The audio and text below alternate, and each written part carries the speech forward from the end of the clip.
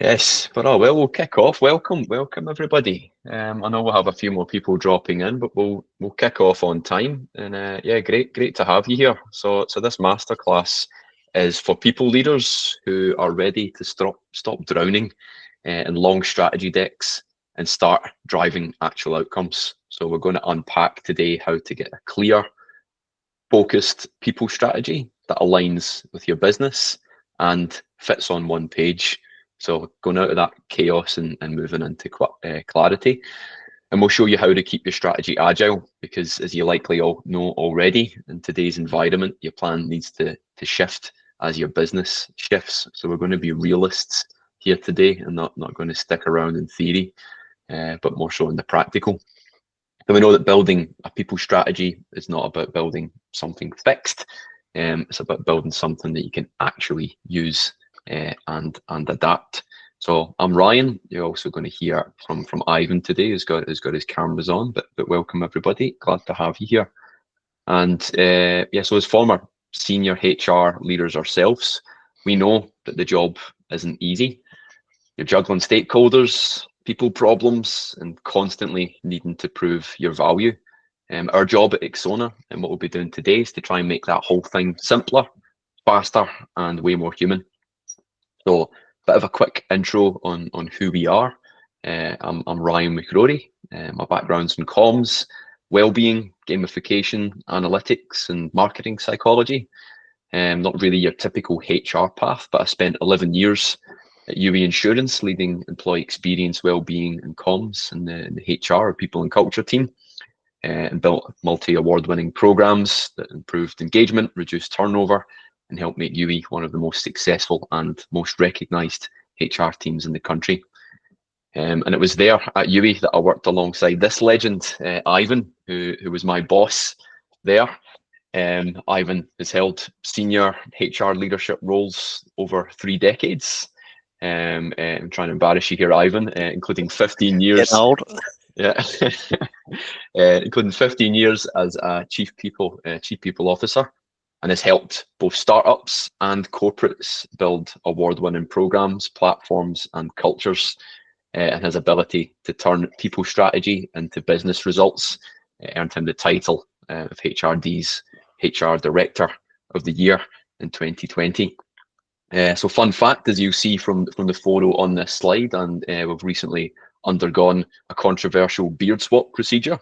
So yes, I've graciously rather donated my beard to Ivan, a generous winter gift, and just another example of how well we work together, how strong of a team that we are. And we work with senior P&C leaders just like you in growth-focused businesses. That's what we do now. We're here and we're ready to cut through the noise and get clear on people strategy. So most of the time, our partners are juggling, 20 competing priorities, limited resources, and a leadership team that wanted results yesterday. And what we help them with is a bunch of things, typically challenges such as high turnover, low engagement, EVP that doesn't land, leaders who aren't bought in, action plans that stall, well-being efforts that tick boxes but miss the mark. That's where we come in, and our role is simple. It's to help you fix the things that matter fast and make you look damn good doing it too. So whether it's building strategy, winning exec support, or turning ideas into traction, we're here to get you from overwhelm to clarity quickly. So I'm now going to hand you over to Ivan, who's going to tell you a bit of a story of how important it is to do that and how important it is to get people strategy right. Thanks, Ryan. Yeah, Ryan sort of suggested we kick off with a story, so get the old man to tell a story. And it's a bit of a cracker, I think. So this is a story about how people strategy helped an organisation to succeed and grow. So the example is Youi Insurance. So I'm just going to talk a bit about the first decade of Youi Insurance in business. So I was fortunate enough to get the job as Chief People Officer during the business's startup phase, which is only back around sort of 2010. So it's still a relatively new organisation. But at that point in time, we had about 50 people. That was the entirety of the organisation. So it was based on the Sunshine Coast. So I went up and met with the CEO for the interview, and he had a big dream around how we could grow the organisation. So I came on board, believed in the dream, and I think it was probably about the week before I actually started the role, I had a bit of spare time in between gigs. So I thought I'll sit down and I'll start drafting up a simple people strategy. So based on the conversation I'd had with the CEO and what I thought the organisation might need to be able to grow in the way that it wanted to. So very simple, few slides, in a PowerPoint presentation. So the first one was a strategy on a page, which we're going to sort of show you some examples of later, about how all the different elements in the people space align together. And then I had then just a simple slide per topic. So there was one for recruitment, one for learning and development, one for REM, that sort of stuff. And each slide had a few of the key elements I thought we'd need to have in place, and what I thought might be the most urgent sort of priorities in terms of initiatives we'd need to work on. And then importantly, each topic had a key metric. So how would we be able to see whether the strategy was actually working or not? So I sent it off to the CEO and the COO. And my first week on the job, first thing we did was sit down. I talked them through the strategy. It was very simple. We worked out there were a few gaps here and there, made some adjustments together. And then we all looked each other in the eye and agreed, okay, this is the strategy. And then we moved into action, which was fortunate because in the first month or two that I was with the organisation, they said, we'd like to double the size of the organisation. So off we went. And then as you can sort of see in the slide there, the growth trajectory was pretty amazing. So over the first 10 years of the business being operating, we ended up having over 2,000 employees across 3 countries, which added some complexity. And we grew the business to be very profitable, with over $1 billion of annual revenue each year. And I really think one of the keys was having that people strategy agreed early in the business. And we needed to stay very agile because the business strategy was constantly changing, you know, as happens with startups, double headcount, move to a new country. But over time, we would come back to the strategy and we'd prioritising upgrading just one element at a time. We'd measure the results to see what work and continuously improve. So as Ryan mentioned earlier, over that sort of first 10 years, we won about a dozen Australian HR awards for being the best in the country across a whole range of different topics, but all driven from that very simple few PowerPoint slides for our people strategy, and of course getting buy-in from the executives. So they understood what we were trying to do and why we were trying to do it. So that was the foundation that we kept coming back to over that first decade. And of course, the tactics change here and there, but the strategy remained the foundation as we sort of built the organisation. So, and in today's session, we'll show you how to create your own strategy on a page. I think that story from Ivan really shows what's possible when you have a clear business aligned people strategy backing you.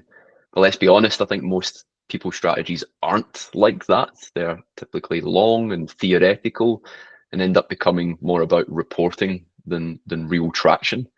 And what we usually see is HR teams that are overwhelmed and leaders that are unclear about where we are and where we want to get to from a HR perspective, and priorities constantly shifting.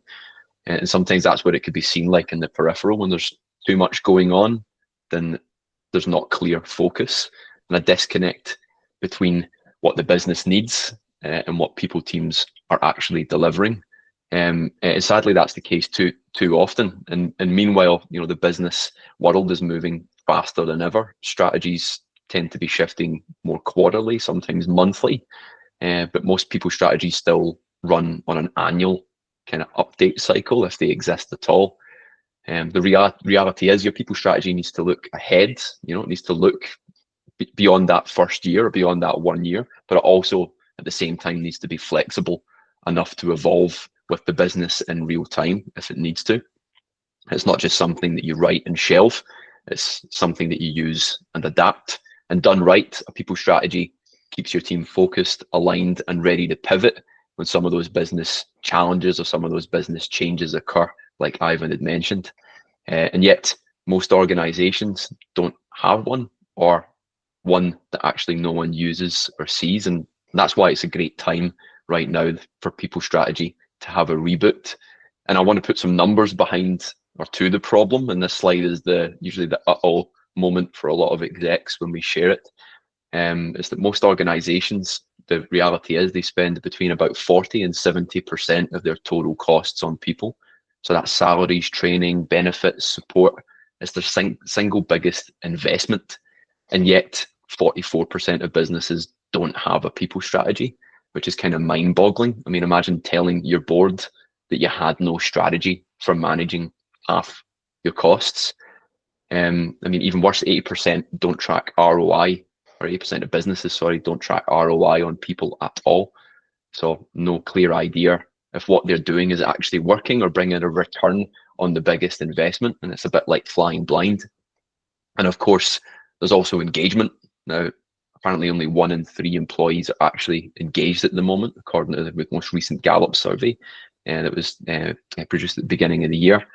The rest, or maybe even coasting or checked out maybe, but think about what it's doing to performance, what it's doing in our business, what is it doing to culture, what is it doing to customer experience when 2/3 of the organization are disengaged. And I suppose that's exactly why we're here today, because getting strategy right isn't really a luxury, it should be a business essential. So I've got a bit of a question. I can't say the word question without thinking of Destiny's Child for whatever reason, so I'll put a picture there. But I want you to help me out here with a bit of a Slido, and maybe I'll move this over here so you can get to it and see on the screen. So you can help us out, getting your phones out and scanning the QR code in the top left and answer this question for us.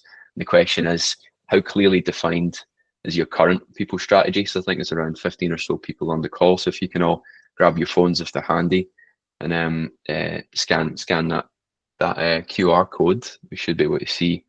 All right, excellent. So we've got 100% of people so far out of those answered that it's currently in progress. That's amazing. So we're wanting to see just an idea of where we're at currently, and we could change the emphasis in the next few slides. So I think quite clear right now. We've got it exists and isn't widely used. Half people are saying, or it's in progress. So no one said it's crystal clear and they're aligned in action to it. So or that you don't have one. So I suppose it's better than not having one is having some progress, and then it's something's in existence. We don't have anyone who's saying it's crystal clear at the moment. So that's great. Brilliant. Seeing that shaping up, telling a bit of a story there. That's fantastic. Thank you for entertaining us there, but that just gives us an idea of where we're all at on this call. It looks like most people have something in progress, which is great. Maybe 1 or 2 don't have one, which is a great opportunity. We're going to now tell you how to create one, or how to improve, or how to redo or rejig. So I'll maybe hand back over to Ivan, who'll talk us through what a good one looks like. So if you're looking to make progress, this is where you can pick up some tips.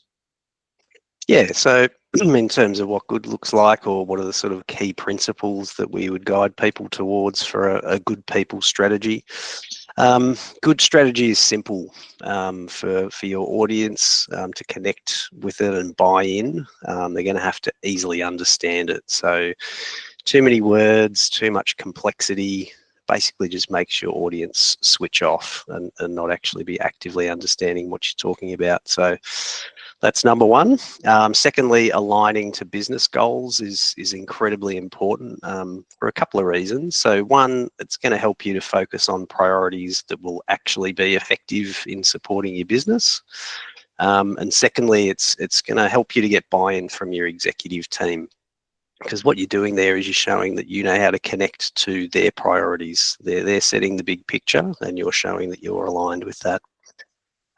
Visual appeal really helps you to communicate to all your stakeholders. So it's got to look good. And don't forget, your stakeholders for a people strategy are going to range. So it's definitely going to be your P&C team members, likely also going to be your executives that are looking at it, and it might even be your board.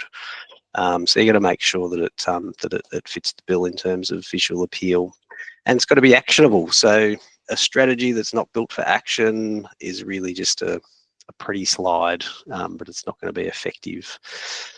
You've got to prioritize your strategy. So when we're talking about priorities, it's got to be realistic in terms of the resources that you have available to you. There's no point promising you're going to do 10 things over a year, but you can only deliver 3. So agreeing the priorities with your executives is going to help to keep you and your team on track. But agreeing it with the executives also helps. They've usually got lots of new ideas that they're throwing at you constantly, but coming back to, look, here's the 3 things that we said that we would focus on this year. If you've got a new idea, that's cool. Tell us which one of those 3 priorities you want us to drop off and replace. So it'll help you there.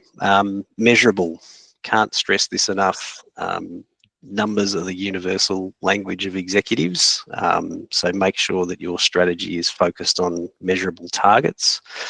Having the right KPI is absolutely critical for you to know whether the strategy that you've put in place is actually working. And then finally, it needs to be agile. So as we talked about in the story earlier, the business is going to keep moving. So as you're watching your results, if something's not working, you can change a tactic or an initiative, but it stays within the framework of your strategy and helps to get you into a continuous performance improvement loop.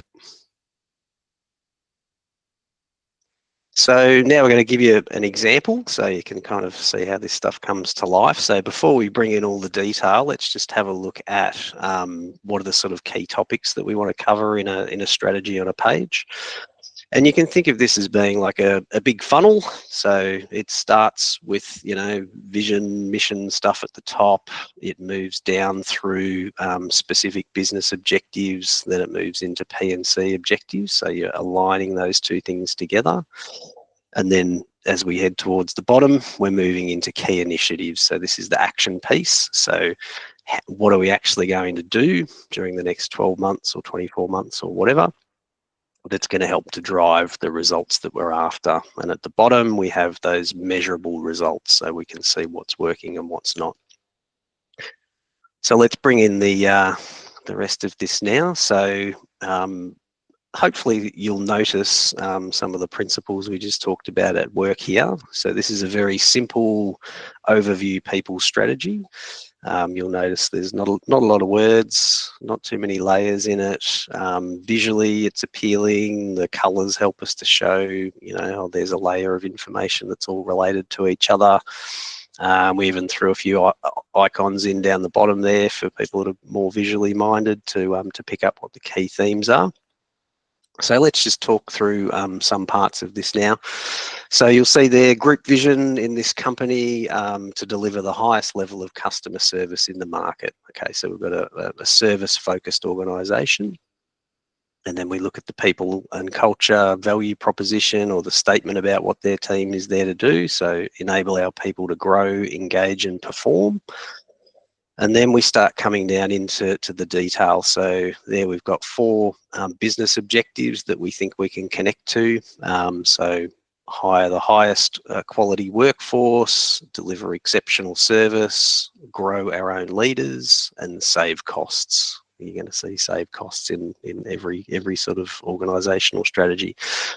So then the purple layer we have there is the P&C objective. So this is where we start connecting the dots. So if the organisation wants the highest quality workforce, our part in that is to attract the best quality people. So then we look at some key initiatives, just a couple that'll help us to achieve that objective. So in this case, we've said employer branding and EVP project to increase attraction. So you can see that alignment working there. And then we've got develop our in-house recruitment team's capability rather than going the recruitment agency route so that we can select the best fit in terms of service delivery. And then at the bottom, we've got some clearly articulated measures that'll tell us whether that's working. So the first one is we want to increase the overall volume of applicants by 25%. And if our employer branding's working, we should see that flow through into that result. And then we've got more than 90% of roles filled in-house rather than via agencies. So hopefully that's starting to make sense. We might just look at the second column there just as another quick example, and then we'll move on. So if the second one there is to deliver exceptional service is the business objective, then the P&C objective we've connected that to is a highly engaged workforce. So there's lots of academic research that says highly engaged workforce delivers better customer service and outcomes. So the key initiatives for P&C there is going to be to run an employee engagement survey and actually action the results. So we're going to actively do things that help our people to become more engaged. And our second initiative there is to establish an employee recognition strategy that's focused on customer service. So it might be something like we're encouraging our leaders and on a peer-to-peer basis for people to notice when they see good customer service happening and give that person a public pat on the back for it. So if those key initiatives are working, our key results there are improve employee engagement score by 5% year on year.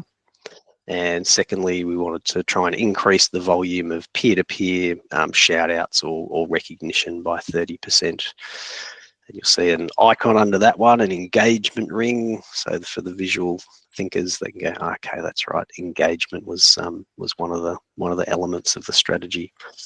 So hopefully that's all making sense. I can see people taking notes and that sort of stuff there. So hopefully that's a very useful example, and you guys can start to picture this and how it might come together in your organisation.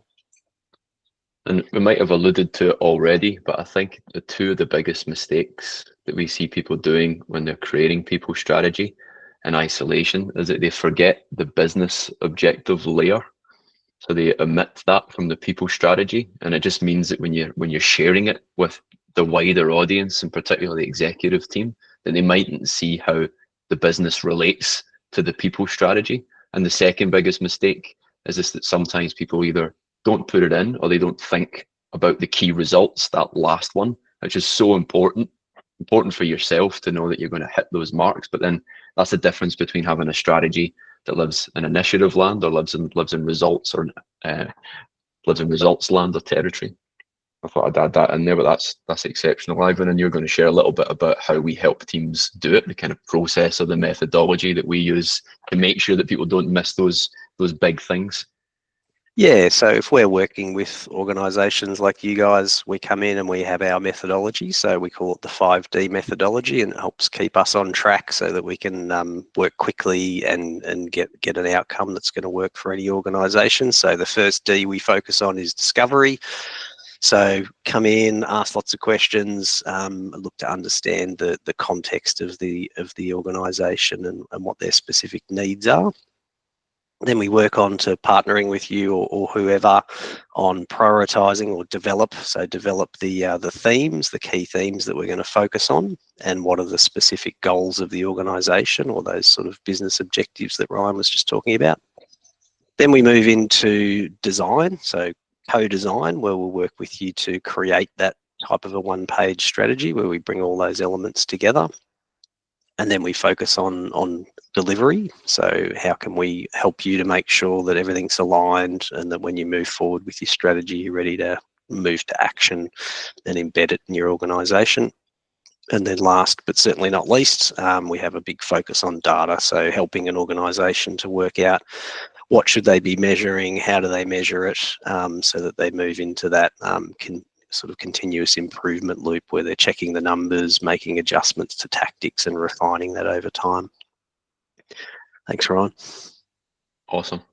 So this is what our clients walk away with. They either have the strategy and the page, or usually both. We help them walk away with a one-page strategy that's sharp, prioritized, and tied directly to business strategy. So no 50 slide decks or corporate waffle, just 4 clear focus areas, a 2 to 3 year roadmap, and a format that leaders can actually use in conversations. So when you've got clarity like this, everything gets easier. Comms gets easier, decisions get easier, measurement, buy-in, everything becomes easier as a result of making sure that you have that clarity.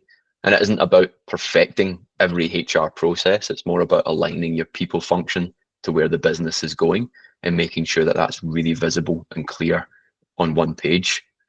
So I've got a zoomed in version. This is actually a real client. We've changed the name of the business and a few details, but they had three clear priorities anchored to the business strategy, simple roadmap and ownership built in.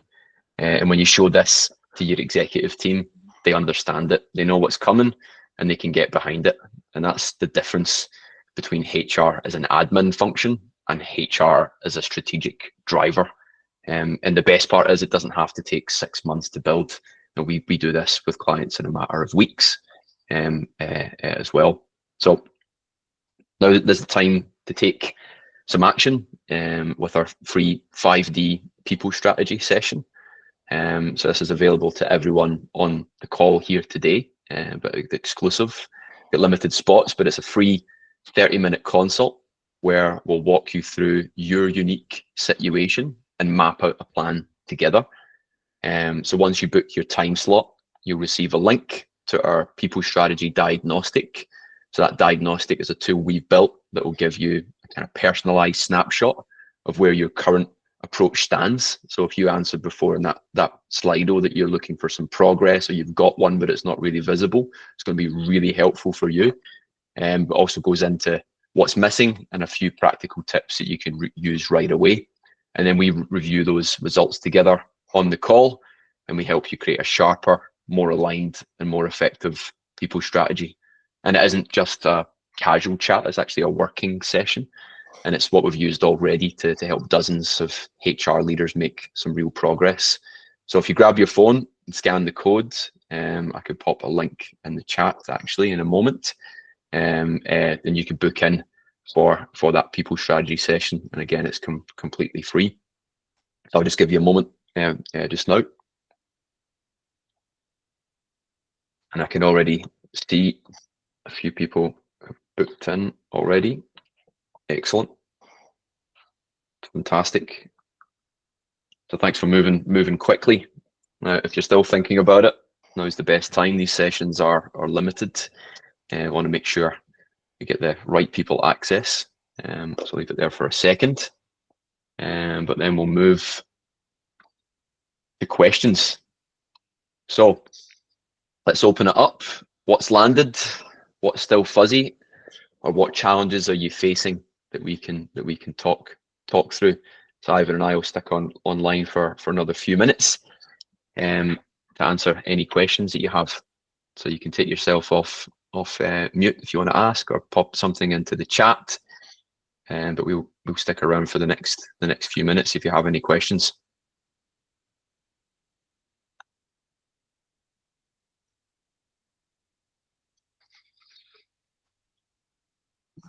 Cool. We've covered it all so perfectly, Ryan, that we've already pre-answered all questions. We must have done. We must have done. Well, nice, thank you. Awesome. Thanks, Kirsten. Brilliant. Dave, all good, thank you. So Kamal, yes, you got a question, fire away. Yes, Ryan, I don't have any questions as such, but I just wanted to thank you for this session. Thank you for taking the initiative to both Ryan and Ivan. This was quite informative, and we are looking forward to more such sessions. Thank you so much. Excellent. Thank you. Appreciate it. Beautiful. Have a great day. You too. Take care. Cool. Excellent. If you have any questions, pop off mute, fire away. Hi, it's Yvonne. Hey, Yvonne. I'm actually looking for a role at the moment. And I've just had a chat with a recruiter today about a startup. I have a community services and health background, done that for the last 7 years, and I'm surprised in all organisations that I've worked with. I've never seen a HR strategy on anywhere in 20 years of being in HR. Oh, wow. Oh.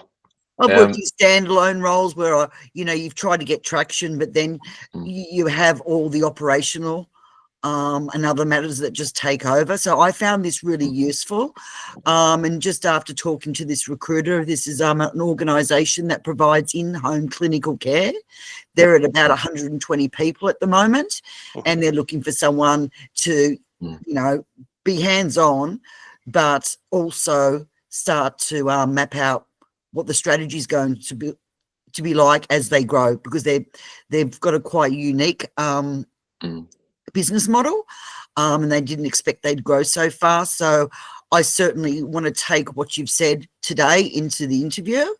I would love to maybe connect at a later time. I can't do a booking now because I don't have an organisation in space, but I get the sense from this organisation that there's just going to be too much to do to, in the interim, building that HR framework, making sure compliance is right, recruiting, to really start focusing on making sure that there's still that strategic lens in place.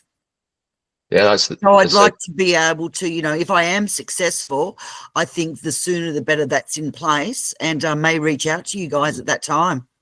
Brilliant, Yvonne. Yeah. Best of luck in the whole process, and I think you have things right when you're thinking about it early. There's too many times I see heads of HR come into a role, and the temptation is to start putting out fires straight away, and some of them never get out of firefighting mode. It's just they spend 6 months, and 6 months turns into 12, and 12 turns into 2 years, and that strategy can prevent a lot of fires. Absolutely. My last role was in an aged care, and we had about 800 employees, and we were continually getting heat from the board and the executive, and it was about training compliance, leave liability, agency costs, and all this stuff, and we're not doing enough, and that's all it became about.